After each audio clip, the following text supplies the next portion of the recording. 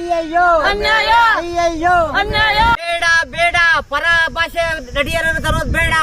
ಈ ದಿನ ಏನು ಒಡೆಯರ್ ಕಾಲದಲ್ಲಿ ರಾಜರ ಕಾಲದಲ್ಲಿ ಸ್ಥಾಪನೆ ಆಗದಂತ ಮೈಸೂರು ಸ್ಯಾಂಡಲ್ ಸೋಪ್ನ ಕಂಪನಿ ಈಗ ಈಗಿನ ರಾಜಕೀಯ ಸಚಿವರುಗಳು ಸರ್ಕಾರದವರು ಒಂದು ಅನ್ಯ ಭಾಷೆ ನಟಿನ ತನ್ಮನ ಅಂತ ಹೇಳಿ ಆ ನಟಿನ ತಂದು 6 ಕೋಟಿ 20 ಲಕ್ಷ ಕೊಟ್ಟು ಸಂಭಾವನೆ ಕೊಟ್ಟು ರಾಯಭಾರಿಯಾಗಿ ಮಾಡ್ತಾ ಇರೋದು ಕನ್ನಡಿಗರಲ್ಲಿ ಆಕ್ರೋಶ ವ್ಯಕ್ತಪಡಿಸ್ತಾ ಇದ್ದೀವಿ.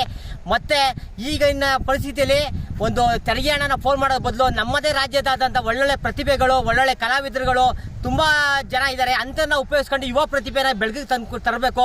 ಆಗ ಬೆಳಕು ತರೋದ್ರಿಂದ ಅವ್ರಿಗೂ ಒಂದು ಸಾರ್ಥಕತೆ ಸಿಗುತ್ತೆ, ನಮ್ಮ ರಾಜ್ಯಕ್ಕೆ ಒಂದು ಒಳ್ಳೆ ಹೆಸರು ಬರುತ್ತೆ. ಅದನ್ನ ಬಿಟ್ಟು ಪರಭಾಷೆ ನಟಿಯರನ್ನ ತಂದು ನೀವು ನಮ್ಮ ಕರ್ನಾಟಕದ ಉತ್ಪನ್ನಗಳಿಗೆ ನೀವು ಈ ತರ ಸಂಭಾವನೆ ಕೊಟ್ಟು ಕಳಿಸ್ತಾ ಇರೋದು ತುಂಬಾ ಕನ್ನಡಿಗರಲ್ಲಿ ಆಕ್ರೋಶ ವ್ಯಕ್ತಪಡಿಸ್ತಾ ಇದೀವಿ.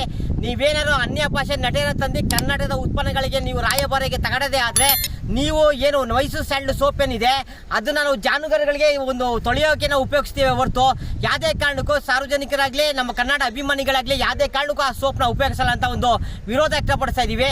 ಮುಂದಿನ ದಿನಗಳಲ್ಲಿ ಇನ್ನೂ ನೀವೇನು ರಾಯಭಾರಿ ಬಗ್ಗೆ ನೀವು ಕೈ ಬಿಡಲಿಲ್ಲ ಅಂತ ಹೇಳಿದ್ರೆ ಇನ್ನು ರಾಜ್ಯಾದ್ಯಂತ 6.5 ಕೋಟಿ ಜನತೆ ಏನಿದ್ದಾರೆ ಎಲ್ಲರೂ ಸೇರಿ ಒಂದು ಉಗ್ರ ಹೋರಾಟ ಮಾಡಬೇಕಂತ ಎಚ್ಚರಿಕೆ ನೀಡ್ತಾ ಇದ್ದೀನಿ ಸರ್ಕಾರಕ್ಕೆ. ಜೈ ಹಿಂದ್ ಜೈ ಕರ್ನಾಟಕ. ಒಂದು ಅಡ್ವರ್ಟೈಸ್ಮೆಂಟ್ ಕೊಡ್ಸೋದ್ರಿಂದ ನಮ್ಮ ಕನ್ನಡಕ್ಕೆ ಅವಮಾನ ಆದಂಗೆ.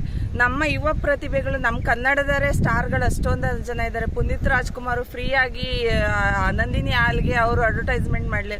ಯಶ್ ಇಲ್ವಾ, ರಮ್ಯಾ ಇಲ್ವಾ, ರಚಿತಾ ರಾಮ್ ಇಲ್ವಾ, ನಮ್ಮ ಕನ್ನಡದ ಹುಡುಗಿರಿಲ್ವಾ? ಮೈಸೂರಲ್ಲಿ ಎಂತೆಂಥ ಹುಡುಗಿರಿದ್ದಾರೆ, ಅವ್ರನ್ನ ಕರ್ಕೊಬಂದು ಅಡ್ವರ್ಟೈಸ್ಮೆಂಟ್ ಕೊಡಿಸ್ಬೋದು. ಅನ್ಯ ಭಾಷೆ ನಟಿಯರನ್ನ ಕರ್ಕೊಬಂದು ಕೋಟ್ಯಾಂತರ ರೂಪಾಯಿ ವೆಚ್ಚ ಮಾಡಿ ನಮ್ಮ ಪ್ರಾಡಕ್ಟ್ನ ಅವ್ರಿಗೆ ಮಾರಾಟ ಮಾಡೋ ಅಂಥ ಅವಶ್ಯಕತೆ ಏನಿಲ್ಲ.